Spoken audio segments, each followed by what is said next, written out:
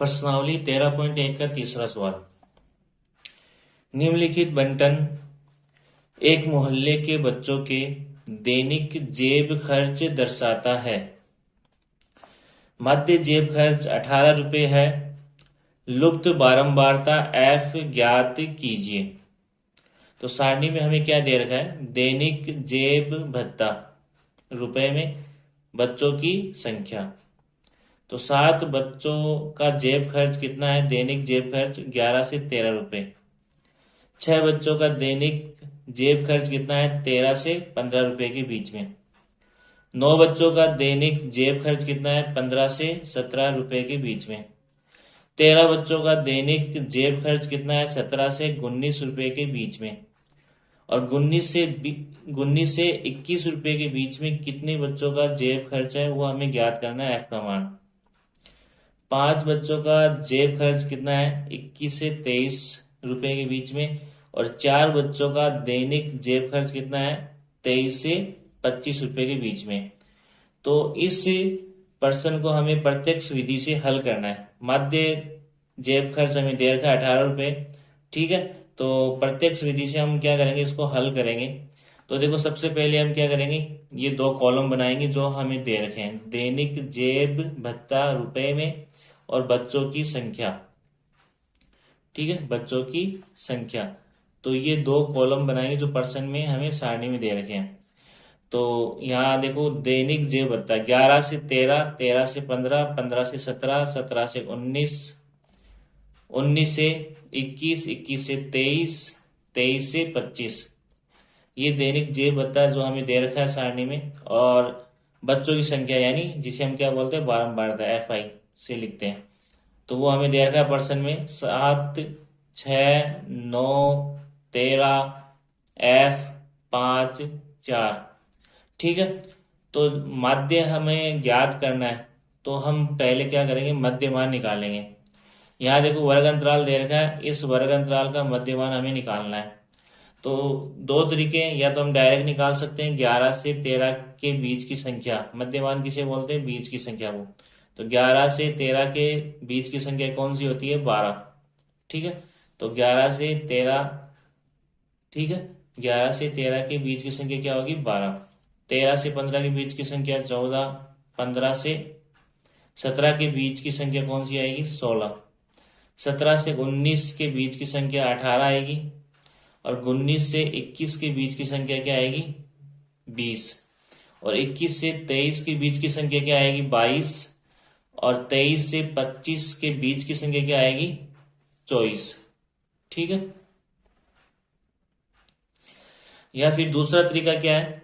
दूसरा तरीका ये है कि इन दोनों निम्न सीमा और ऊपरी सीमा को जोड़ के 2 का भाग देंगे। देखो यहाँ पर निम्न सीमा कितनी? 11 और ऊपरी सीमा कितनी है? 13। तो 11 और 13 को जोड़ना है हमें। 11 और 13 को जोड़ के क्या करना है? 2 का भाग देना है। तो 11 और 13 को जोड़ने पर कितना आएगा? 24। 24 में 2 का भाग देंगे तो कितना आएगा? 12। 2 का भाग देने का मतलब आधा करना होता है। तो 24 का आधा कर लो, या 24 में 2 का भाग देने का मतलब कितना हुआ? 12।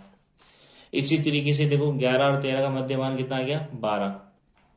इसी तरीके से यहाँ पर देखो, 13 और 15 का मध्यमान निकालना है। तो 13 और 15 को जोड़ लो, और जोड़ के क्या करना है? 2 का भाग देना है। तो 15 और 13 को जोड़ने पर कितना है? 28। 28 में 2 का भाग देंगे या आधा करेंगे तो कितना आएगा? 14। तो 13 और 15 का मध्यमान कितना आ गया? 14, ठीक है। उसके बाद में देखो आगे, 15 और 17 का मध्यमान, तो इन दोनों को जोड़ो। 15 और 17 को जोड़ के क्या करना है? 2 का भाग देना है। तो इन दोनों को जोड़ने पर कितना है? 32। 32 में 2 का भाग देंगे या फिर इसका आधा करेंगे, कितना आएगा? 16। तो 15 और 17 का मध्यमान कितना आ गया? 16। उसके बाद में देखो, 17 और 19 का मध्यमान निकालना है। तो इन दोनों को जोड़ो, 17 और 19 को जोड़कर 2 का भाग देना है। तो 19 में 17 जोड़ने पर कितना आएगा? 36। 36 में 2 का भाग देंगे, कितना आएगा? 18। या फिर 36 का आधा करेंगे तो कितना आएगा? 18, ठीक है। तो 17 और 19 का मध्यमान कितना आ गया? 18। उसके बाद में 19 और 21 का मध्यमान निकालना है। तो 19 और 21 को जोड़ेंगे। 19 और 21 को जोड़ के 2 का भाग देंगे। तो 19 में 21 जोड़ने पर कितना आएगा 40, 40 में 2 का भाग देंगे या फिर 40 का आधा करेंगे तो कितना आएगा 20। तो 19 और 21 का मध्यमान कितना आ गया 20। उसके बाद में 21 और 23 का मध्यमान निकालना है। तो 21 और 23 को जोड़ना हमें, और जोड़ के क्या करना है 2 का भाग देना है। तो 23 में 21 जोड़ो कितना आएगा 44, 44 में 2 का भाग देंगे कितना आएगा 22। ठीक है, तो 21 और 23 का मध्यमान कितना आ गया 22। उसके बाद देखो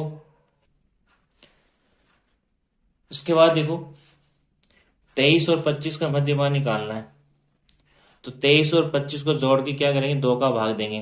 तो 23 में 25 को जोड़ने पर कितना आएगा 48, और 48 में 2 का भाग देंगे या इसका आधा करेंगे तो कितना आएगा 24। तो 23 और 25 का मध्यमान कितना आ गया 24।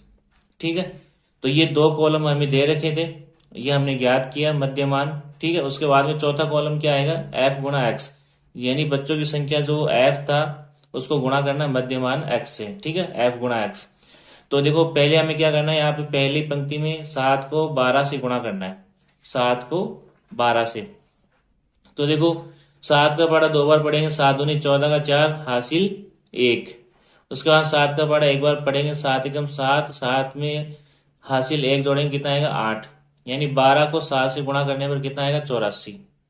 ठीक है, उसके बाद में दूसरी पंक्ति में 6 को 14 से गुणा करना है, या फिर 14 को 6 से गुणा करना है हमें।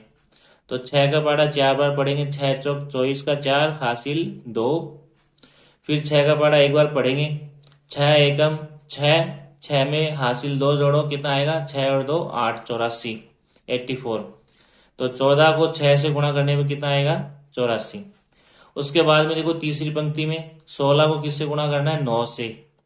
तो 16 को 9 से गुणा करने पर, तो 9 को 6 से गुणा करो, 9 6 का 54 का 4 हासिल 5। फिर 9 को 1 से गुणा करेंगे, 9 एकम 9, फिर 9 में हासिल 5 जोड़ो, 9 और 5 14, तो कितना आया 144। तो 16 को 9 से गुणा करने पर कितना आएगा 144।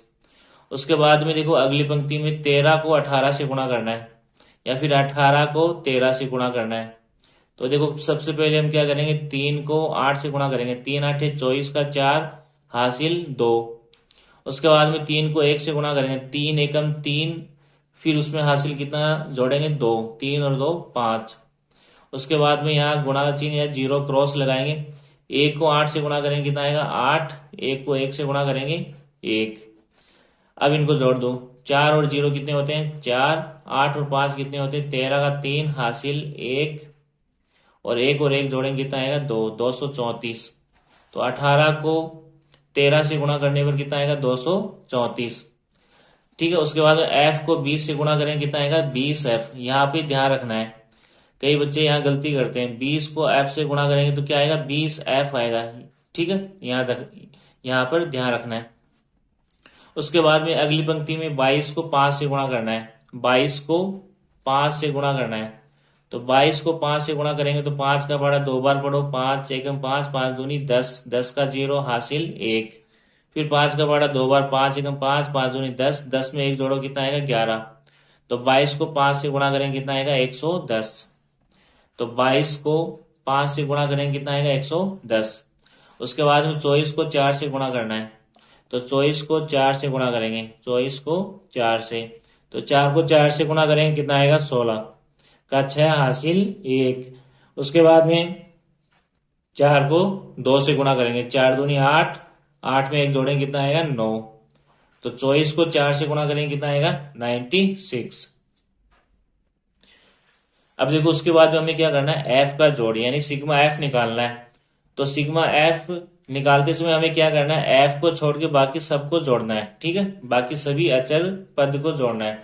जैसे देखो 7 में 6 जोड़ेंगे तो 7 और 6 कितना हो गया 13, 13 में 9 जोड़ेंगे तो कितना हो जाएगा 22, 22 में 13 जोड़ो 25 और 10 35 हो गए। ठीक है, 35 में 5 जोड़ो तो कितना आएगा 40, 40 में 4 जोड़ो कितना आएगा 44। तो 44 आ गया। अब बाकी क्या बच गया f, उसको क्या करेंगे प्लस का चिन्ह लगा के लिख देंगे f। तो सिग्मा f का मान कितना है 44 प्लस f। उसके बाद में हमें क्या करना है fx का जोड़ निकालना है, जिसे हम क्या बोलते हैं सिग्मा fx। तो इसका जोड़ भी कैसे निकालेंगे, दो दो को जोड़ लेंगे। देखो सबसे पहले 84 यानी 84 में क्या जोड़ेंगे, 84। तो 84 में 84 जोड़ेंगे, कितना आएगा, 4 और 4 8, और 8 और 8 16, ठीक है, 168। फिर 168 में हमें क्या जोड़ना है, 144। तो 168 में 144 जोड़ने पर हमें कितना मिलेगा, 8 और 4 12 का 2 हासिल 1, ठीक है। 6 और 4 10, 10 में हासिल 1 जोड़ेंगे 11, 11 का 1 हासिल 1, ठीक है। 1 और 1 2, 2 और 1 3, 312। अब 312 में हमें क्या जोड़ना है, 234, 234, ठीक है। जोड़ो, 4 और 2 कितना हो गया, 6, 3 और 1 कितना हो गया, 4, 3 और 2 कितना हो गया, 5, 546। अब 546 में हमें क्या जोड़ना है, 110। 20 आपको नहीं जोड़ना हमें, ठीक है, इसको अलग रखना है। तो 110 जोड़ेंगे 546 में, तो कितना आएगा, 6 जीरो कितना आएगा, 6, 4 और 1 कितना हो जाएगा, 5, 5 और 1 कितना हो जाएगा, 6, 656। अब 656 में हमें क्या जोड़ना है, 96, 96। तो 96 जोड़ने पर हमें क्या मिलेगा, 6 6 12 का 2, ठीक है, हासिल 1, 9 और 5 14, 14 और 1 15 का 5 हासिल 1, 6 और 1 7, कितना आया, 752। तो सिग्मा एफ एक्स का मान कितना आ गया, 752 प्लस, अब ये 20 एफ बच गया था, उसको हमें क्या करना है, प्लस का चिन्ह लगा के यहाँ पे लिखना है प्लस के 20 एफ, ठीक है। तो हमारे पास सिग्मा एफ का मान आ गया 44 प्लस एफ, और सिग्मा एफ एक्स का मान कितना आ गया, 752 प्लस 20 एफ। उसके बाद में हमें क्या करना है, माध्य का सूत्र लिखना है, माध्य बराबर सिग्मा एफ एक्स बटे सिग्मा एफ। अब इस सूत्र में हमें क्या करना है, मान रखना है। तो माध्य का मान हमें देखो पर्सन में दे रखा है, माध्य जेब खर्च कितना है, 18 रुपए। देखो यहाँ पर माध्य जेब खर्च कितना है, 18 रुपए। तो माध्य की जगह हम क्या रखेंगे, 18। माध्य की जगह हम क्या रखेंगे, 18। माध्य की जगह 18, बराबर की जगह बराबर, सिग्मा एफ एक्स का मान कितना आया था, 752 प्लस 20 एफ। तो ये सिग्मा एफ एक्स का मान हो गया 752 प्लस 20 एफ, बट्टा का चिन्ह है। सिग्मा एफ का मान कितना आ रहा है, 44 प्लस एफ। तो सिग्मा एफ की जगह 44 प्लस एफ, ठीक है। उसके बाद में हमें क्या करना है, 18 के बट्टा में क्या लगाओ, 1 और वज्र गुणा कर लो, ठीक है। तो 1 को 752 प्लस 20 एफ से गुणा करेंगे तो क्या आएगा, 752 प्लस 20 एफ। बीच में क्या आएगा, बराबर का चिन्ह। फिर 18 को 44 से गुणा करो, 18 को 44 से गुणा करो, 18 को 44 से गुणा करो, देखो कितना आ रहा है। 4 को 8 से गुणा करेंगे, 4 8 32 का 2 हासिल 3। फिर 4 को 1 से गुणा करेंगे, 4 एकम 4, फिर हासिल 3 जोड़ो, 4 और 3 7, ठीक है, क्रॉस।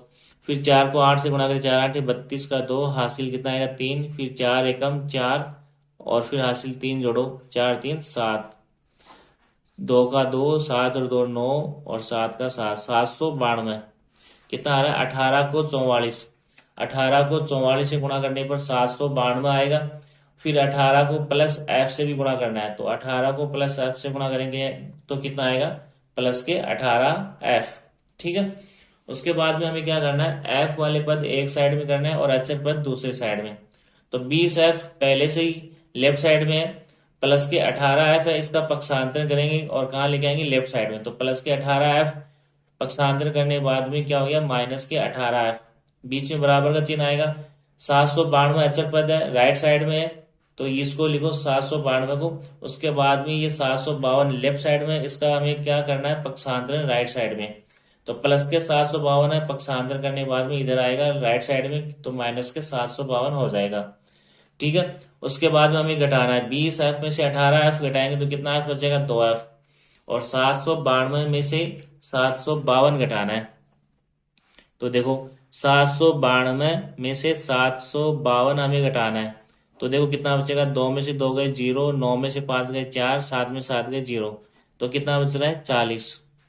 तो 792 में से 752 घटाएंगे, कितना बचेगा, 40। अब देखो हमें एफ का मान ज्ञात करना है। देखो एफ के साथ 2 गुणा आ रहा है, तो 2 का पक्षांतर करेंगे राइट साइड में। तो यहाँ पर 40 तो पहले से ही है, एफ के साथ 2 गुणा आ रहा है, पक्षांतर करेंगे राइट साइड में, तो ये कहाँ रहेगा, बट्टा में, ठीक है। और इधर क्या बचेगा, सिर्फ एफ। तो एफ बराबर 40 बटे 2। अब हमें क्या करना है, 40 में 2 का भाग देना है। 40 में 2 का भाग देंगे तो कितनी बार जाएगा? 20 बार। 40 में 2 का भाग कितनी बार जाएगा? 20 बार। ठीक है, तो एफ का मान कितना आ गया? 20। देखो प्रश्नावली 13.1 का तीसरा सवाल, निम्नलिखित बंटन एक मोहल्ले के बच्चों के दैनिक जेब खर्च दर्शाता है। मध्य जेब खर्च 18 रुपये है, तो लुप्त बारंबारता एफ ज्ञात कीजिए। तो हमें ये सारणी दे रखी है, इसमें जो लुप्त बारंबारता एफ है उसका मान हमें ज्ञात करना है। तो पहले हमने इसको प्रत्यक्ष विधि से हल किया था, अब हम इसको कल्पित मध्य विधि से हल करेंगे। ठीक है, तो सबसे पहले हम क्या करेंगे, ये जो सारणी दे रखी है सारणी को बनाएंगे यहां पर। ठीक है, तो देखो पहला कॉलम हमें दे रखा है दैनिक जेब भत्ता रुपए में। देखो यहां पर दैनिक जेब भत्ता रुपए में, और दूसरा कॉलम कौन सा? बच्चों की संख्या। तो यहाँ पे दूसरा कॉलम कौन सा होगा? बच्चों की संख्या। तो देखो पहले कॉलम में दैनिक जेब भत्ता कहां से शुरू है? वर्ग अंतराल 11 से 13 रुपए, फिर 13 से 15, 15 से 17, 17 से 19, 19 से 21, 21 से 23 और 23 से 25। ठीक है, उसके बाद दूसरा कॉलम कौन सा? बच्चों की संख्या, जिसे हम क्या बोलते हैं? बारंबारता। तो ये देखो यहाँ पे कितना दे रखा है? 7, 6, 9, 13, एफ 5, 4। तो यहाँ पे दूसरे कॉलम में क्या आएगा? 7, 6, 9, 13, एफ 5, 4। तो ये दो कॉलम हमें सारणी में दे रखे हैं, तो ये हमें जो सारणी में दे रखे हैं वही लिखने हैं। उसके बाद में तीसरा कॉलम जो आएगा वो आएगा मध्यमान का, जिसे हम क्या बोलते हैं? एक्स आई।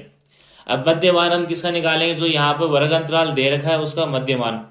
तो मध्यमान यहाँ पे हम दो तरीके से निकाल सकते हैं। 11 और 13 के बीच की संख्या वो क्या कहलाता है? मध्यमान। तो 11 और 13 के बीच की संख्या क्या होगी? 12। ठीक है, तो एक तो डायरेक्ट हम निकाल सकते हैं, जैसे यहाँ पे 13 और 15 के बीच की संख्या कौन सी आती है? 14।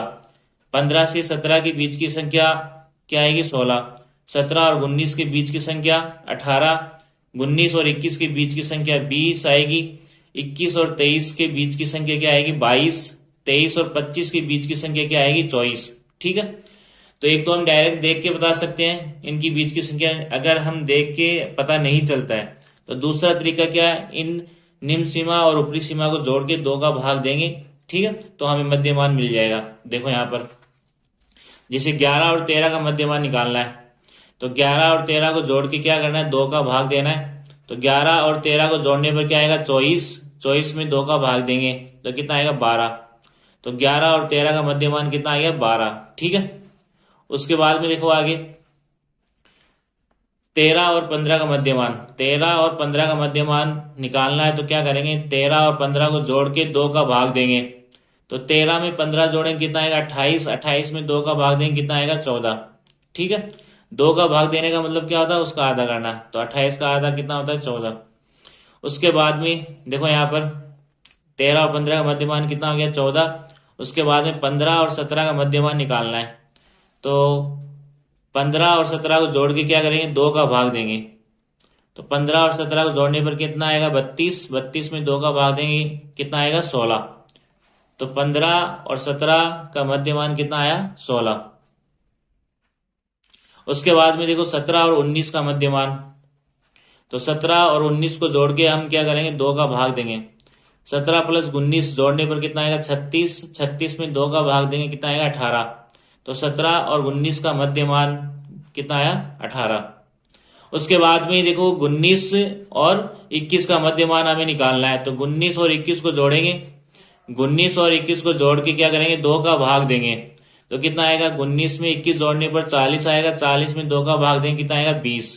तो 19 और 21 का मध्यमान कितना आया? 20। तो यहाँ पे देखो 19 और 21 का मध्यमान कितना आया? 20। उसके बाद में देखो 21 और 23 का मध्यमान निकालना है, तो 21 और 23 को जोड़ेंगे और जोड़ के क्या करेंगे? 2 का भाग देंगे। 21 में 23 जोड़ने पर कितना आएगा? 44। 44 में 2 का भाग देंगे कितना आएगा? 22। ठीक है, तो 21 और 23 का मध्यमान कितना आ गया? 22 आ गया। उसके बाद में देखो 23 और 25 का मध्यमान निकालना है, तो यहाँ पर 23 और 25 को जोड़ेंगे। 23 और 25 को जोड़ के क्या करेंगे? 2 का भाग देंगे। तो 23 में 25 जोड़ने पर कितना आएगा? 48। 48 में 2 का भाग देंगे कितना आएगा? 24। तो 23 और 25 का मध्यमान कितना आ गया? 24। तो 23 और 25 का मध्यमान कितना आ गया? 24। ठीक है। तो 23 और 25 का मध्यमान कितना आ गया 24। उसके बाद में देखो पहला कॉलम हमें सारणी में दे रखा था, दूसरा कॉलम सारणी में दे रखा था, तीसरा कॉलम हमने निकाला मध्यमान, ठीक है। उसके बाद में देखो कल्पित मध्य विधि से हम इसको प्रश्न को कर रहे हैं, ठीक है। तो कल्पित मध्य विधि में चौथा कॉलम कौन सा आता है, विचलन। और विचलन को हम किससे लिखते हैं, डी से। तो डी बराबर क्या होता है, एक्स माइनस ए, ये विचलन का सूत्र होता है। डी बराबर क्या होता है, एक्स माइनस ए। अब यहाँ पे एक्स तो क्या है, ये मध्यमान है, ठीक है। और ए क्या है, ए को हम मान के चलते हैं, क्या बोलते हैं, कल्पित मध्य। तो माना कि कल्पित मध्य ए बराबर 18 होगा। अब देखो ए को किस में से मानेंगे, इस कॉलम से मानना है या इसमें से मानना है या फिर इसमें से। तो ए का मान हम मध्यमान में से किसी एक को मानेंगे, ठीक है। तो यहाँ पे देखो हम ज्यादातर क्या करते हैं, जो मध्यमान में बीच की संख्या आती है उसको हम मानते हैं। अगर बीच में दो संख्या आ रही है तो उनमें दोनों में से कोई एक को हम मानेंगे। तो यहाँ पर मैंने कल्पित मध्य ए को क्या माना है, 18, ठीक है। कल्पित मध्य इस मध्यमान में से किसको माना मैंने, 18 को। तो यानी ए का मान क्या हो गया, अब फिक्स हो गया 18। और एक्स का मान हर पंक्ति में बदलता जाएगा। जैसे पहली पंक्ति में एक्स का मान कितना होगा 12, दूसरी में क्या होगा 14, तीसरी पंक्ति में एक्स का मान क्या हो जाएगा 16, चौथी पंक्ति में एक्स का मान क्या होगा 18, पांचवी पंक्ति में एक्स का मान 20 हो जाएगा, छठी में 22 और सातवीं में 24, ठीक है। तो देखो हमें क्या करना है, यहाँ पे डी का मान निकालना है। एक्स का मान यहाँ पे दे रखा है 12 और ए का मान हमने यहाँ पे क्या कर लिया, मान के चले क्या 18, यानी ए का मान फिक्स हो गया। तो देखो यहाँ पर डी बराबर क्या होता है, एक्स माइनस ए। तो पहली पंक्ति में एक्स का मान कितना है 12, तो एक्स की जगह कितना रखेंगे 12, माइनस ए का मान हमने कितना माना है 18। तो 12 माइनस 18 कितना होता है 6, 18 में से 12 घटाएंगे कितना बचेगा 6। अब बड़ी संख्या माइनस की तो माइनस का 6 आएगा। तो पहली पंक्ति में डी का मान कितना आया माइनस के 6। उसके बाद में दूसरी पंक्ति में देखो एक्स का मान कितना है 14, ठीक है। आगे माइनस ए का मान फिक्स है, कितना ए का मान 18, तो ए की जगह 18, 18 में से 14 घटाएंगे कितना बचेगा 4, बड़ी संख्या माइनस की तो माइनस के 4 बचेंगे, ठीक है। तो दूसरी पंक्ति में डी का मान कितना है माइनस के 4। उसके बाद में देखो तीसरी पंक्ति में एक्स का मान कितना है 16, तो एक्स की जगह कितना रखेंगे 16, माइनस ए का मान कितना है 18, तो ए की जगह क्या रखेंगे 18, 18 में से 16 घटाएंगे कितना बचेगा 2, बड़ी संख्या माइनस की है तो माइनस के 2 आंसर आएगा, ठीक है। तो यहाँ पर तीसरी पंक्ति में डी का मान कितना है माइनस के 2। उसके बाद में देखो चौथी पंक्ति में एक्स का मान कितना है 18, तो एक्स की जगह 18, माइनस ए का मान कितना है 18, तो 18 में से 18 घटाएंगे कितना बचेगा 0। तो यहाँ पर चौथी पंक्ति में डी का मान कितना आ गया 0। उसके बाद में देखो पांचवी पंक्ति में एक्स का मान कितना है 20, तो एक्स की जगह 20, माइनस ए का मान कितना है 18, तो 20 में से 18 घटाएंगे तो कितना बचेगा 2। बड़ी संख्या आपकी बार कौन सी है, प्लस की है, तो प्लस के 2 आएंगे। तो यहाँ पर देखो पांचवी पंक्ति में डी का मान कितना आया 2। उसके बाद में अगली पंक्ति में देखो एक्स का मान कितना है 22, तो एक्स की जगह क्या रखेंगे 22, माइनस ए का मान कितना है 18, तो ए की जगह 18, 22 में से 18 घटाएंगे कितना बचेगा 4, बड़ी संख्या प्लस की है तो प्लस के 4 आएंगे, ठीक है। तो यहाँ पर डी का मान कितना आ गया 4। उसके बाद में अगली पंक्ति में एक्स का मान कितना है 24, तो एक्स की जगह हम क्या रखेंगे 24, माइनस ए का मान कितना है 18, तो ए की जगह 18 रखेंगे, 24 में से 18 घटाएंगे कितना बचेगा 6, तो यहाँ पर डी का मान कितना आ गया 6। तो इस तरीके से हम क्या कर सकते हैं, विचलन डी ज्ञात कर सकते हैं, ठीक है। अब देखो कल्पित मध्य विधि में पांचवा कॉलम कौन सा आता है, एफ और डी का गुणा, एफ गुणा डी, ठीक है, एफ गुणा डी, यानी एफ और डी वाले कॉलम का क्या करना है, गुणा करना है। तो देखो यहाँ पर 7 को हमें किससे गुणा करना है 6 से, 7 को 6 से गुणा करेंगे कितना आएगा 42, 7 छिक्का 42, ये प्लस है ये माइनस है, तो प्लस माइनस गुणा होकर यहाँ पे चिन्ह कौन सा आएगा माइनस का। उसके बाद में देखो 6 को हमें किससे गुणा करना है 4 से, 6 चौक 24, ये प्लस है ये माइनस है, तो प्लस माइनस गुणा होकर यहाँ पर क्या आएगा माइनस। उसके बाद में देखो 9 को हमें किससे गुणा करना है 2 से, 9 दूनी 18, ये प्लस है ये माइनस है, प्लस माइनस गुणा होकर क्या आएगा माइनस। उसके बाद में देखो हमें क्या करना है, 13 को 0 से गुणा करना है। तो 0 को किसी भी संख्या से गुणा करेंगे तो हमेशा क्या आएगा, 0 आएगा। उसके बाद में देखो f को हमें किससे गुणा करना है, 2 से। तो f को 2 से गुणा करेंगे कितना आएगा, 2f। इसका ध्यान रखना है, ठीक है। यहाँ पर बच्चे ज्यादातर गलती करते हैं। f को 2 से गुणा करेंगे कितना आएगा, 2f। उसके बाद में देखो यहाँ पर 5 को किससे गुणा करेंगे, 4 से। 5 चौक 20, ठीक है। दोनों प्लस के हैं तो प्लस के 20 आएंगे। फिर आगे देखो अगली पंक्ति में 4 को किससे गुणा करेंगे, 6 से। तो 4 6 का 24, ठीक है। अब देखो यहाँ पर करना क्या, आगे सिग्मा एफ यानी एफ का जोड़ निकालना है और सिग्मा एफ डी यानी इस कॉलम का जोड़ निकालना है। तो पहले हम क्या करेंगे, सिग्मा एफ का मान निकालते हैं। तो देखो 7 और 6 कितना आता है, 13। 13 में 9 जोड़ेंगे कितना आएगा, 22। 22 में 13 जोड़ेंगे तो 22 में 13 जोड़ेंगे कितना आएगा, 35। 35 में 5 जोड़ो कितना आएगा, 40। 40 में 4 जोड़ो कितना आएगा, 44। 44 बच गया कौन सा, एफ। तो 44 प्लस एफ, सिग्मा एफ का मान कितना है, 44 प्लस एफ। उसके बाद में हमें क्या करना है, सिग्मा एफ डी निकालना है। तो सिग्मा एफ डी कैसे निकालेंगे वो देखो, माइनस वाली संख्या एक जगह जोड़ लो। तो माइनस की कौन सी, 42, माइनस के 24, माइनस के 18। तो इनको जोड़ने पर कितना आएगा, माइनस के 84, ठीक है।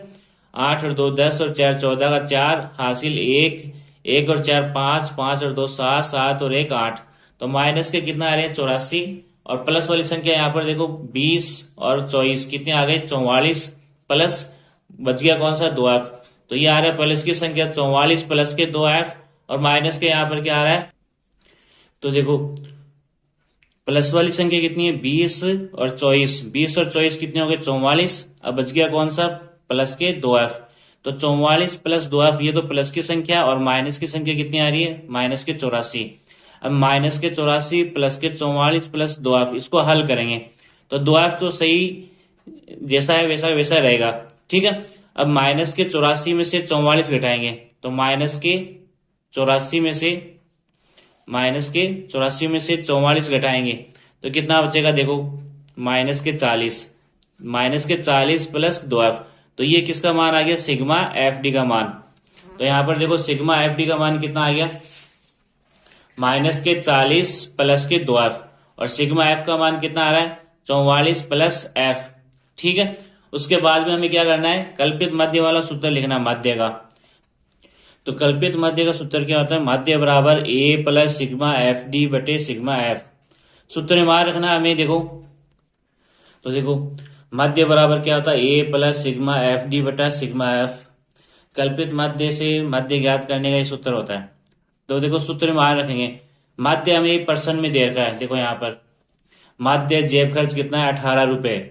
मध्य जेब खर्च कितना है, मध्य जेब खर्च 18 रुपए। तो यहाँ पर मध्य की जगह हम क्या रखेंगे, 18। बराबर की जगह बराबर रखेंगे, ठीक है। ए क्या था, कल्पित मध्य जो हमने माना था। तो ए को हमने कितना माना था, 18। तो ए की जगह भी हमें क्या रखना है, 18। उसके बाद में प्लस सिग्मा एफ डी का मान। तो देखो सिग्मा एफ डी का मान कितना आ रहा है, माइनस के 40 प्लस के 2f।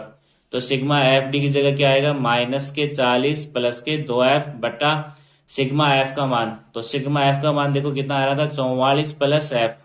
तो सिग्मा एफ की जगह हम क्या रखेंगे, 44 प्लस एफ।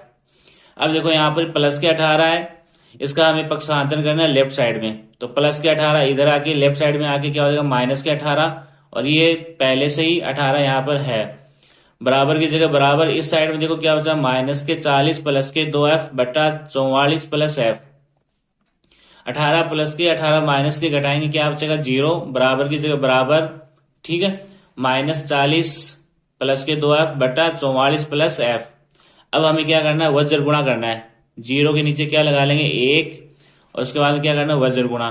तो 1 को माइनस 40 प्लस 2f से गुणा करेंगे तो वापस क्या आएगा, माइनस 40 प्लस के 2f, ठीक है। और यहाँ पर 0 को 44 प्लस एफ से गुणा करेंगे कितना आएगा, 0 आएगा, ठीक है। उसके बाद में हमें क्या करना है, माइनस के 40 है, इसका पक्षांतरण करना है राइट साइड में। तो माइनस का 40 है, इधर आके क्या हो जाएगा, प्लस के 40। और 40 में यहाँ पे 0 लिखने की जरूरत नहीं है, क्योंकि 40 में 0 जोड़ेंगे क्या आएगा, 40 आएगा। उसके बाद में यहाँ लेफ्ट साइड में क्या बचेगा, 2f। एफ के साथ 2 गुणा हो रहा है, पक्षांतर करेंगे तो कहाँ जाएगा, बट्टा में। तो 40 बटे 2, इधर क्या बचा, एफ। 40 में 2 का भाग देंगे कितना बचेगा, 20। यानी एफ का मान कितना आ गया, 20। तो कल्पित माध्य विधि से भी f का मान कितना आएगा, 20 ही आएगा, और प्रत्यक्ष माध्य विधि से भी f का मान 20 आएगा। ठीक है, तो इस प्रश्न का जवाब क्या होगा, लुप्त बारंबारता का मान कितना आएगा, 20। ठीक है। प्रश्नावली 13.1 का तीसरा सवाल देखो, निम्नलिखित बंटन एक मोहल्ले के बच्चों के दैनिक जेब खर्च दर्शाता है। माध्य जेब खर्च इनका 18 रुपये है। लुप्त बारंबारता f का मान ज्ञात कीजिए। तो यहाँ पे ये लुप्त बारंबारता f का मान हमें ज्ञात करना है, जबकि माध्य जेब खर्च हमें दे रखा है 18 रुपये। यानी हमें क्या करना है, माध्य वाला सूत्र लगाना है, लेकिन इस प्रश्न को हम क्या करेंगे, पग विचलन विधि से हल करेंगे। ठीक है, पहले हम प्रत्यक्ष विधि से हल किए थे, उसके बाद में हमने कल्पित माध्य विधि से इसको हल किया था। अब हम इसको करेंगे पग विचलन विधि से हल। ठीक है, तो सबसे पहले क्या करेंगे, यहाँ सारणी जो दे रखी है वो सारणी बनाएंगे। यहाँ पर देखो पग विचलन विधि से हल कर रहे हैं, तो यहाँ पे देखो 2 कॉलम दे रखे सारणी में, दैनिक जे भत्ता रुपए में और बच्चों की संख्या f। देखो यहाँ पर दैनिक जे भत्ता रुपए में, और दूसरा कॉलम कौन सा है, बच्चों की संख्या। तो सबसे पहले जो सारणी में 2 कॉलम दे रखे वो बनाएंगे। तो यहाँ पर देखो दैनिक जे भत्ता रुपए में 11 से 13, 13 से 15, 15 से 17, 17 से 19, 19 से 21, 21 से 23, 23 से 25, ये तो हो गया दैनिक जे भत्ता। उसके बाद बच्चों की संख्या देखो f 7, 6, 9, 13, f 5, 4। देखो यहाँ पर सारणी में 7, 6, 9, 13, f 5, 4। उसके बाद में देखो माध्य अगर ज्ञात कर रहे हैं और यहाँ पे वर्ग अंतराल हमें दे रखा है, तो सबसे पहले हम क्या करेंगे, मध्य मान निकालेंगे, जिसको हम क्या बोलते हैं, xi। ठीक है, तो 11 और 13 का मध्य मान हमें पता है कितना होता है, 12। डायरेक्ट देख के हम बता सकते हैं। 13 और 15 का मध्य मान कितना होता है, 14। 15, 17 का मध्य मान 16 आएगा। 17 और 19 का मध्य मान कितना आएगा, 18। और 19 और 21 का मध्य मान कितना आएगा, 20। 21 और 23 का मध्य मान कितना आएगा, 22। 23 और 25 का मध्य मान कितना आएगा, 24। ठीक है, अगर हम डायरेक्ट नहीं पता चलता है तो इसका दूसरा तरीका क्या है, दोनों निम्न सीमा और ऊपरी सीमा को जोड़ के क्या करेंगे, 2 का भाग। जैसे देखो यहाँ पर 11 और 13 का मध्य मान निकालना है, तो 11 और 13 को जोड़ के क्या करेंगे, 2 का भाग देंगे। तो 11 में 13 जोड़ेंगे कितना आएगा, 24। 24 में 2 का भाग देंगे कितना आएगा, 12। ठीक है, तो 11 और 13 का मध्य मान कितना आ गया, 12। उसके बाद में देखो 13 और 15, 13 और 15 को जोड़ के 2 का भाग देंगे, तो 13 में 15 जोड़ने पर 28। 28 में 2 का भाग देंगे, 14। तो 13 और 15 का मध्य मान 14।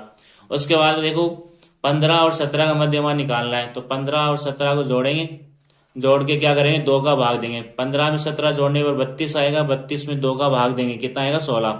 तो 15 और 17 का मध्य मान कितना आएगा, 16।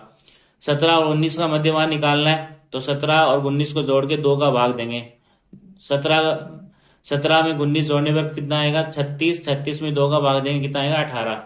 तो 17 और 19 का मध्य मान कितना आ गया, 18। उसके बाद में 19 और 21 को हमें क्या करना है, 19 और 21 का मध्य मान निकालना है, तो 19 और 21 को जोड़ेंगे। 19 में 21 जोड़ने पर कितना आएगा, 40। फिर 40 में 2 का भाग देंगे, कितना आएगा, 20। तो 19 और 21 का मध्य मान कितना आ गया, 20। ठीक है, उसके बाद में 21 और 23, तो 21 में 23 जोड़ के 2 का भाग देंगे। 21 में 23 जोड़ेंगे, कितना आएगा, 44। 44 में 2 का भाग देंगे, कितना आएगा, 22। तो 21 और 23 का मध्य मान कितना आ गया, 22। उसके बाद में देखो 23 और 25, तो 23 में 25 जोड़ेंगे, कितना आएगा, 48। 48 में 2 का भाग दो, कितना आएगा, 24। तो 23 और 25 का मध्य मान कितना आया, 24। ठीक है, उसके बाद में चौथा कॉलम वही आएगा जो कल्पित माध्य में आता है, जिसे हम क्या बोलते हैं, विचलन डी आई बराबर एक्स आई माइनस ए। ठीक है, तो डी आई बराबर क्या होता है, एक्स आई माइनस ए। ठीक है, अब ए क्या होता है, कल्पित माध्य, और इसको हम मध्य मान में से मानते हैं। मध्य मान में से किसको मानते हैं, बीच वाली संख्या को। बीच वाली संख्या में यहाँ पे मैंने किसको माना है, 18 को। ठीक है, तो कल्पित माना कि यहाँ पर देखो, माना कि कल्पित माध्य ए बराबर 18 है। ठीक है, तो ए का मान फिक्स हो गया, तो हम अब क्या निकाल सकते हैं, डी का मान निकाल सकते हैं। तो देखो यहाँ पर पहली पंक्ति में देखो डी बराबर क्या होता है, एक्स माइनस ए। तो पहली पंक्ति में x का मान कितना है, 12। ठीक है, माइनस a का मान हमने क्या मान लिया, यहाँ पर a का मान क्या माना हमने, 18। तो a की जगह क्या रखेंगे, 18। ए की जगह हम क्या रखेंगे 18। तो 12 माइनस 18 यानी 18 में से 12 घटाएंगे कितना बचेगा 6, बड़ी संख्या माइनस की तो माइनस के 6। तो यहाँ पर पहली पंक्ति में डी का मान कितना आ गया माइनस के 6। अब देखो दूसरी पंक्ति में यहाँ पर एक्स का मान कितना है 14, कितना है 14। तो यहाँ पर एक्स की जगह 14 रखो, माइनस ए का मान कितना है यहाँ पर 18। तो 18 में से 14 घटाएंगे माइनस के 4 बचेंगे, ठीक है। तो यहाँ पर डी का मान कितना आ गया माइनस के 4। उसके बाद में देखो यहाँ पर एक्स का मान कितना है 16 तीसरी पंक्ति में। तो एक्स की जगह यहाँ पे क्या रखेंगे 16 माइनस ए का मान, ए का मान यहाँ पर फिक्स है कितना 18। तो 16 माइनस 18 कितना बचेगा 2, बड़ी संख्या माइनस के तो माइनस के 2, माइनस के 2। उसके बाद में देखो यहाँ पर चौथी पंक्ति में एक्स का मान कितना है 18। तो 18 ए का मान यहाँ पर कितना है 18, 18 में से 18 घटाएंगे कितना बचेगा 0। तो यहाँ पर डी का मान कितना आ गया 0। उसके बाद में देखो अगली पंक्ति में एक्स का मान कितना है 20। तो यहाँ एक्स का मान कितना है 20 माइनस ए का मान फिक्स है कितना है 18। तो 20 में से 18 घटाएंगे कितना बचेगा 2। तो यहाँ पर डी का मान कितना है 2। उसके बाद में अगली पंक्ति में एक्स का मान कितना है 22। तो यहाँ पर एक्स का मान क्या रख दिया मैंने 22, ठीक है। माइनस ए का मान फिक्स है कितना है 18। तो 22 में से 18 घटाएंगे कितना बचेगा 4, बड़ी संख्या प्लस की है तो प्लस के 4, ठीक है। उसके बाद में यहाँ पर देखो अगली पंक्ति में एक्स का मान कितना है 24। 24 में से हमें क्या घटाना है ए का मान कितना है 18। तो 24 में से 18 घटाएंगे कितना बचेगा 6, बड़ी संख्या प्लस की तो प्लस के 6 आएगा, ठीक है। तो यहाँ पे डी का मान कितना आ गया 6। तो ये 4 कॉलम हो गए, 2 कॉलम हमें प्रश्न में दे रखे थे, तीसरा कॉलम हमने ज्ञात किया मध्यमान का, चौथा कॉलम हमने ज्ञात किया किसका विचलन का। उसके बाद में पग विचलन विधि में हम क्या करते हैं 5वां कॉलम कौन सा निकालते हैं यू आई बराबर डी आई बटा एच, यू आई बराबर डी आई बटा एच, ठीक है। देखो यहाँ पर 5वां कॉलम निकालते हैं, सूत्र क्या होता है यू आई बराबर डी आई बटा एच। अब एच क्या है यहाँ पर, एच क्या है वर्ग माप या वर्ग अंतराल, ठीक है।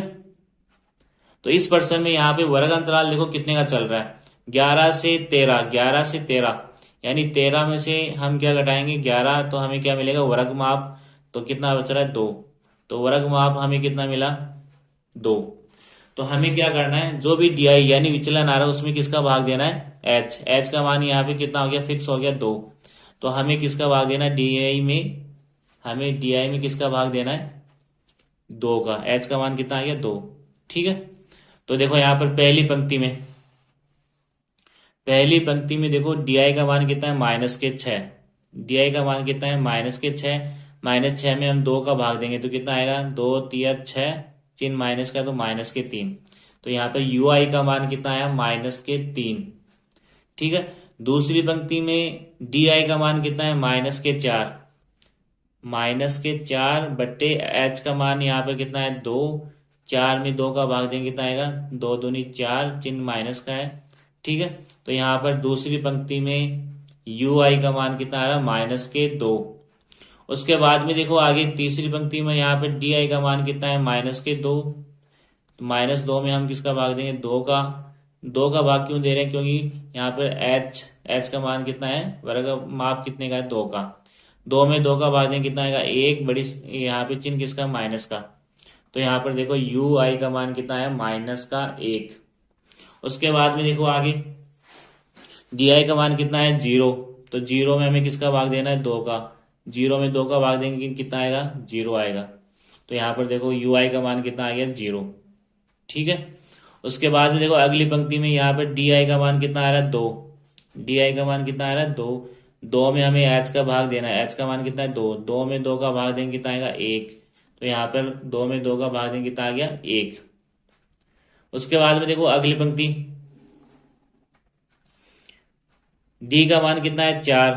तो हमें 4 में किसका भाग देना 2 का। 4 में 2 का भाग देंगे कितना आएगा 2। तो यहाँ पर यू आई का मान कितना आ गया 2। उसके बाद में देखो अगली पंक्ति में यहाँ पे डी आई का मान कितना है 6। 6 में हमें किसका भाग देना 2 का। तो 6 में 2 का भाग देंगे कितना आएगा 3। तो यहाँ पर यू आई का मान कितना आ गया 3, ठीक है।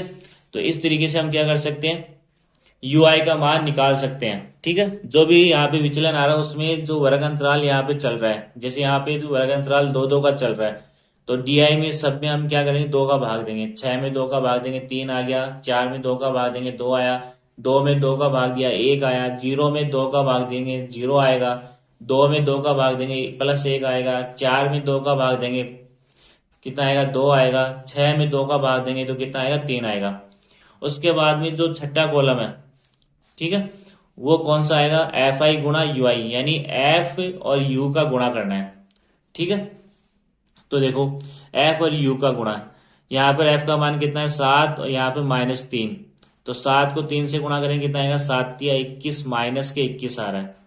उसके बाद में देखो 6 को हमें किससे गुणा करना है, 2 से। 6 दूनी 12, चिन्ह किसका आएगा, माइनस का है। ठीक है, उसके बाद में देखो 9 को हमें किससे गुणा करना है, 1 से। 9 एकम 9, ये माइनस ये प्लस, तो प्लस माइनस क्या हो गया, माइनस।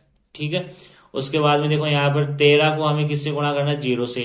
13 को 0 से गुणा करेंगे, कितना आएगा, 0। उसके बाद में देखो आगे एफ को हमें किससे गुणा करना है, 1 से। तो एफ को 1 से गुणा करेंगे, कितना आएगा, एफ आएगा। 1 एफ बोल दो या एफ। ठीक है, उसके बाद में हमें क्या करना है, 5 को 2 से गुणा करना है। 5 को 2 से गुणा करेंगे, कितना आएगा, 10 आएगा। 5 दूनी 10। उसके बाद में देखो हमें क्या करना है, 4 को किससे गुणा करना है, 6 से। तो 4 छिके, 4 को हमें किससे गुणा करना है, 3 से। यानी एफ को किससे गुणा करना है, यू से। यानी 4 को हम 3 से गुणा करेंगे, 4 3 12। ठीक है, अब हमें क्या करना है, सिग्मा एफ आई यू आई, यानी सिग्मा एफ यू, इस कॉलम का जोड़ निकालना है, और सिग्मा एफ यानी इस वाले कॉलम का जोड़ निकालना है। तो पहले हम क्या करेंगे, सिग्मा एफ निकालते हैं। देखो 7 और 6 कितने होते हैं, 13। 13 में 9 जोड़ो, 22। 22 में 13 जोड़ो, 35। 35 में 5 जोड़ो, कितना आएगा, 40। 40 में 4 जोड़ो, कितना आएगा, 44। तो 44 बच गया कौन सा, एफ। तो इसमें एफ को कैसे लिखेंगे, प्लस का चिन्ह लगाओ और एफ लिख दो। तो सिग्मा एफ आई का मान कितना आया, 44 प्लस एफ। और इधर देखो हमें सिग्मा एफ आई यू आई का मान निकालना है, तो उसके लिए हम क्या करेंगे, माइनस वाली संख्या अलग जोड़ेंगे। तो माइनस की संख्या देखो यहाँ पर कितनी आ रही है, -21, -12, -9। ठीक है, इनको जोड़ो। 9 और 2 11, 11 और 1 12, 12 का 2 हासिल कितनी आएगी, 1 आएगी। अब इसमें जोड़ो 1 और 2 3, 3 और 1 4, तो माइनस के कितने आ रहे, 42। प्लस वाली संख्या देखो यहाँ पर 10 और 12 कितने आ गए, 22। प्लस बच गया कौन, एफ। तो प्लस एफ को हम ऐसे कैसे लिख देंगे। अब देखो इसको हल करो, -42 प्लस के 22 प्लस के एफ। ठीक है, तो 42 में से 22 घटाओ, माइनस के 42 है, उसमें से हमें क्या घटाना है, 22। तो 2 में से 2 गए, कितने बचे, 0। 4 में से 2 गए, कितने बचे, 2। बड़ी संख्या माइनस की, तो माइनस के 20। 42 में से 22 घटाएंगे, कितना बचेगा, -20। बच गया कौन आगे, प्लस के एफ। यानी सिग्मा एफ आई यू आई का मान, सिग्मा एफ आई यू आई का मान कितना आया हमारे पास, -20 प्लस एफ, -20 प्लस एफ। उसके बाद में हमें क्या करना है, सूत्र लिखना है, पग विचलन विधि से माध्य ज्ञात करने का सूत्र। अब वो क्या होता है, माध्य बराबर A plus sigma f i u i बटा सिग्मा एफ आई गुणा एच। ये पग विचलन से माध्य ज्ञात करने का सूत्र होता है। अब सूत्र में हमें क्या करना है, मान रखना है। तो माध्य हमें परसेंट में दे रखा है, माध्य जेब खर्च कितना है, 18 रुपए। तो माध्य की जगह हम क्या रखेंगे, 18। बराबर की जगह बराबर ए, कल्पित माध्य हमने जो माना है, हमने कल्पित माध्य ए को क्या माना है, 18। तो ए की जगह यहाँ पे क्या लिखेंगे, 18। प्लस की जगह प्लस आएगा सिग्मा एफ आई यू आई। तो सिग्मा एफ आई यू आई का मान हमने यहाँ पे कितना निकाला है, -20 प्लस एफ। तो सिग्मा एफ आई यू आई की जगह -20 प्लस एफ, बटा चिन्ह लगाना है। सिग्मा एफ आई का मान यहाँ पर कितना आ रहा है, 44 प्लस एफ। तो यहाँ पे सिग्मा एफ आई की जगह कितना आ गया, 44 प्लस एफ आ गया। ठीक है, उसके बाद में गुणा एच। एच का मान यहाँ पे, एच क्या था, वर्ग माप अंतराल। ठीक है, एच यहाँ पे क्या था, वर्ग माप। देखो यहाँ पर एच का मान कितना आ रहा था, 2। तो हम यहाँ पे क्या करेंगे, एच की जगह क्या रखेंगे, 2 लिखेंगे। एच क्या था, वर्ग अंतराल। तो यहाँ पर वर्ग अंतराल कितने का चल रहा है, 11 से 13 2 का चल रहा है, 13 से 15 2 2 का अंतराल चल रहा है सब में। तो ये हमें क्या करना है, एच की जगह जो वर्ग अंतराल चल रहा है वही लिखना है। यहाँ पे एच का मान कितना आ गया, 2। अब देखो यहाँ पर सबसे पहले क्या करेंगे, प्लस के 18 है, इसका पक्षांतर लेफ्ट साइड में करेंगे। तो प्लस के 18 लेफ्ट साइड में पक्षांतर करने के बाद में क्या हो गया, माइनस के 18। और ये पहले से क्या राइट साइड में 18 है, बराबर की जगह बराबर, 18 उधर चला गया, इधर क्या होता है माइनस के 20 प्लस एफ बटा 44 प्लस एफ गुणा 2। अब 18 में से 18 घटाएंगे, क्या बचेगा, जीरो बचेगा। क्या बचेगा, जीरो। अब यहाँ दो गुणा में था तो इसका पक्षांतर कर दिया, तो ये इधर आके क्या हो गया, बट्टा में आ गया, बराबर की जगह बराबर, इधर क्या बचा, माइनस 20 प्लस एफ बट्टा में 44 प्लस एफ। अब देखो जीरो में दो का भाग देंगे कितना आएगा, जीरो, बराबर की जगह बराबर, और यहाँ पर माइनस 20 प्लस एफ बट्टा 44 प्लस एफ। अब देखो यहाँ पे वज्र गुणा करना है, ठीक है। जीरो के बट्टा में कुछ नहीं है तो क्या लगाओ, एक। एक को माइनस 20 प्लस एफ से गुणा करेंगे तो माइनस 20 प्लस एफ आएगा, और जीरो को 44 प्लस एफ से गुणा करेंगे कितना आएगा, जीरो आएगा, ठीक है। अब हमें एफ का मान निकालना, तो माइनस के 20 का पक्षांतर कर दो, उधर जाके माइनस के 20 प्लस के 20 हो जाएंगे, जीरो अपनी जगह पर है, 20 में जीरो जोड़ेंगे कितना आएगा, 20, इधर बराबर इधर एफ। तो यहाँ पर भी देखो एफ का मान कितना आ रहा है, 20। तो हम चाहे प्रत्यक्ष विधि से इसको हल करें, या कल्पित माध्य विधि से हल करें, या फिर पग विचलन विधि से हल करें, आंसर हमेशा सेम आएगा, ठीक है। तो बस हमें ये ध्यान रखना, कल्पित माध्य विधि और पग विचलन विधि को हम कब यूज करते हैं, जब बड़ी संख्या यहाँ पे दे रखी है, मध्य मान में बड़ी संख्या आ रही है, या एफ में बड़ी संख्या हमें दे रखी है, तो उस समय हम क्या करते हैं, या तो कल्पित माध्य विधि का उपयोग करते हैं, या फिर पग विचलन विधि का उपयोग करते हैं, ठीक है। तो यहाँ पर भी एफ का मान कितना आ रहा है, 20। कक्षा 10 की गणित का अध्याय 13, नाम क्या है, सांख्यिकी। तो सबसे पहले हम बात करेंगे महत्वपूर्ण सूत्र की। इस प्रश्नावली में, इस अध्याय में काम में आने वाले महत्वपूर्ण सूत्र कौन कौन से हैं, उसकी बात करेंगे हम।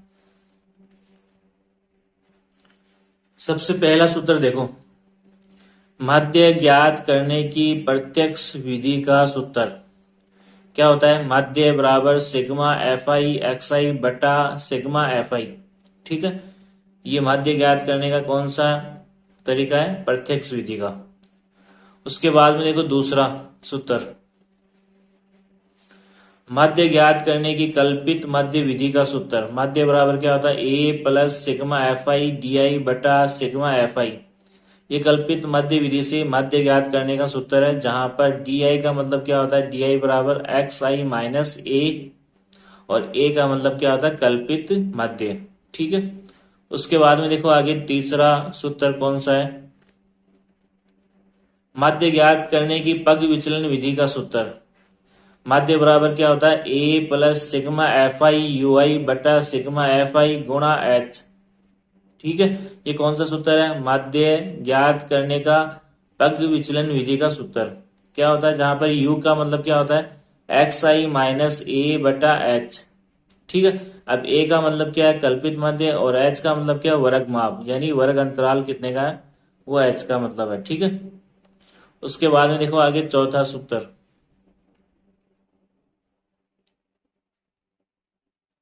बहुलक ज्ञात करने का सूत्र। चौथा, बहुलक बराबर क्या होता है, L plus F one minus F zero बटा 2f1 minus F zero minus F two गुणा एच। ये बहुलक का सूत्र है, ठीक है। जहां पर एल बराबर क्या है, बहुलक वर्ग की निम्न सीमा, एच का मतलब वर्ग अंतराल की माप, ठीक है, कितने का अंतराल चल रहा है वो एच का मतलब है। F1 का मतलब बहुलक वर्ग की बारंबारता, F0 का मतलब बहुलक वर्ग से ठीक पहले वर्ग की बारंबारता, और F2 का मतलब क्या होता है, बहुलक वर्ग के ठीक बाद में आने वाले वर्ग की बारंबारता, ठीक है। ये बहुलक का सूत्र हो गया। इसके बाद में देखो अगला सूत्र कौन सा है, माध्यक ज्ञात करने का सूत्र। पांचवा, माध्यक ज्ञात करने का सूत्र। माध्यक बराबर क्या होता है, एल प्लस एन बटा 2 माइनस सी एफ बटा एफ गुणा एच, जहां पर एल क्या है, माध्यक वर्ग की निम्न सीमा, एन प्रेक्षणों की संख्या, एन का मतलब क्या होता है, प्रेक्षणों की संख्या, और CF का मतलब माध्यक वर्ग से ठीक पहले वाले वर्ग की संचयी बारंबारता।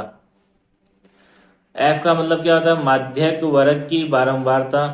और H का मतलब वर्ग माप, यानी वर्ग अंतराल कितने का है वो H का मतलब होता है। उसके बाद में देखो अगला सूत्र,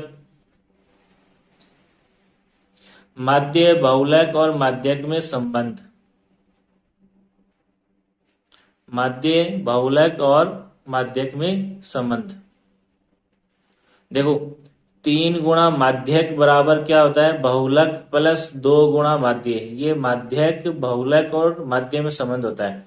3 गुणा माध्यक बराबर बहुलक प्लस 2 गुणा माध्य। उसके बाद में देखो 7वां सूत्र है वर्ग चिन्ह। वर्ग चिन्ह का मतलब यहाँ पर क्या है, मध्यमान, इसको मध्यमान भी बोल सकते हैं। तो वर्ग चिन्ह निकालने का सूत्र क्या होता है, ऊपरी वर्ग सीमा प्लस निचली वर्ग सीमा बट्टा 2। ये मध्यमान या वर्ग चिन्ह निकालने का सूत्र होता है।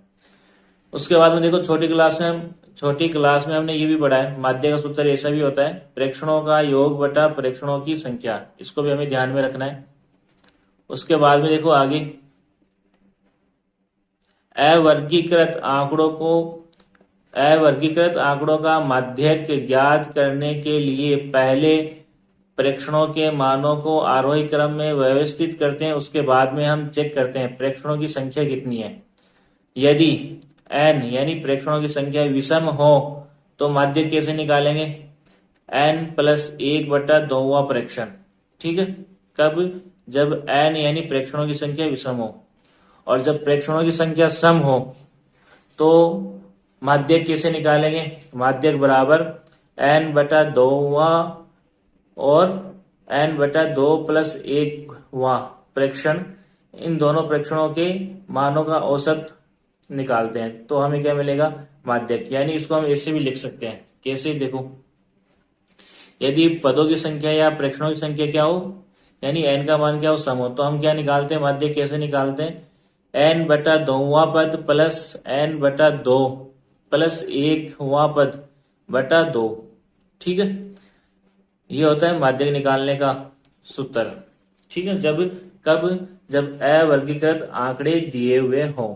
और बहुलक कैसे निकालते हैं, अवर्गीकृत आंकड़ों का बहुलक कैसे निकालेंगे, जो संख्या सबसे अधिक बार आ रही है वो क्या होता है, बहुलक होता है।